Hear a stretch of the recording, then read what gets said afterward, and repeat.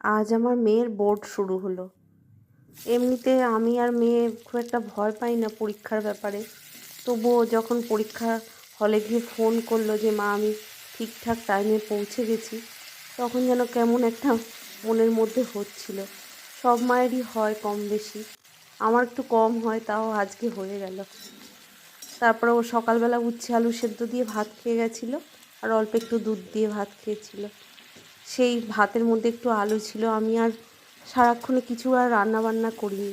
এখন এই পরীক্ষা দিয়ে ফিরবে, তাই জন্য হচ্ছে তেলের কালকের রাত্রে আলু ভাজার একটু তেল ছিল, তার মধ্যে একটু পাঁচ ফোড়ন শুকনো লঙ্কা ফোড়ন দিয়ে একটু ফুলকপি দিয়ে আর ওই সেদ্ধ আলুর খোসা ছাড়িয়ে ভাতের মধ্যে যেই কয়েকটা আলু ছিল ওইটা দিয়ে আর কয়েকটা ঢ্যাঁড়স দিয়ে একটু তরকারি করলাম, কোনো মশলা ছাড়া, শুধু টমেটো দিয়ে।